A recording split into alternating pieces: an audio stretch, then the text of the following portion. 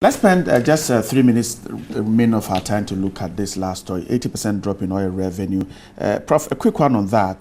These are some of the hiccups that some have suggested that if we're able to deal with the basic fundamental, perhaps we will not have to be relying so much on oil. 80% drop in oil revenue, quite huge for an economy that is trying to find its feet. Very good. Very good. You are very correct.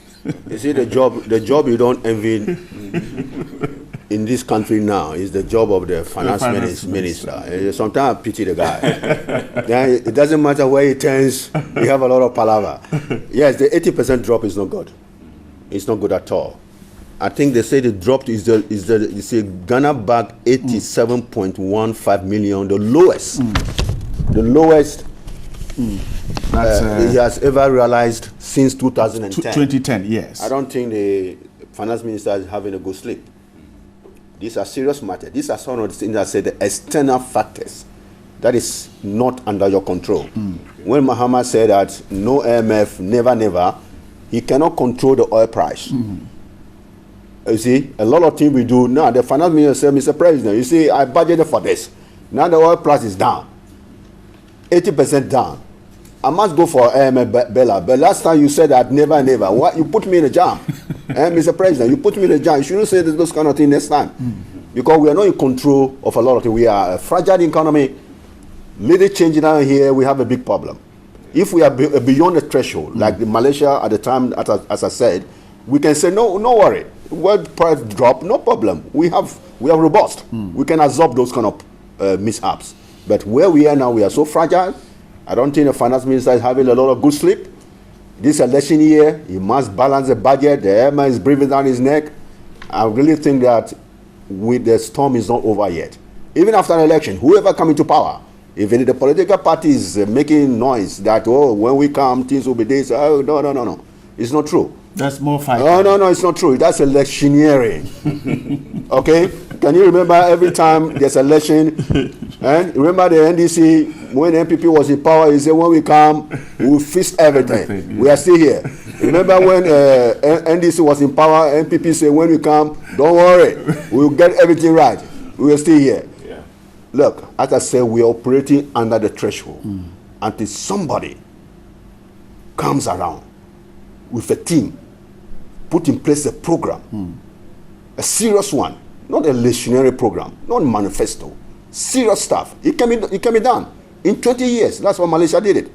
20 years. You need that much of time to move from this level to the next club. Until you get there, all other things we do, political parties coming and going, is just managing our situation, surviving, our head above water. If we want to have a good swim, we must go beyond the threshold.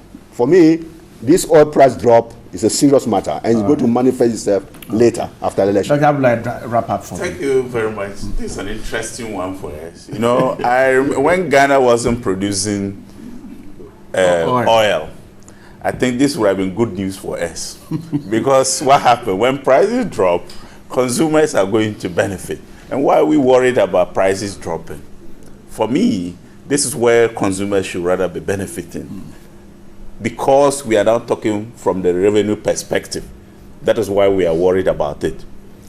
And I don't think we should get worried about this. Because when we discovered oil in this country, it's just quite recent. We are just new players in the industry. We were already warned. A lot of seminar, fora here and there. Don't rely on oil. Don't rely on oil. That disease issue. Civil society organizations, a lot of seminars, the government itself is aware. So why are we worried? So for me, a drop in oil prices, being a consumer of oil, I'm happy. I should rather be happy. Okay, but then, because we are now looking at it from the revenue angle, and how much oil are we producing at all as a nation compared to what is happening in Saudi Arabia, what would they be saying? So for me, as I said earlier on, we need to diversify this economy and stop relying on few other areas. I don't think the service sector is what we need to grow. And that will show that we are really developing. The service will never run away. I am grateful. Thank Dr. Mahmoud Abdullahi Mohammed is a senior lecturer at the University of Ghana Business School. Dr. Abdullahi, grateful for your time this morning. Thank you. And Professor Clement Chitonu is the president of the Accra Institute of Technology. Prof, grateful once again for your time. Thank you very much. Oh. Great.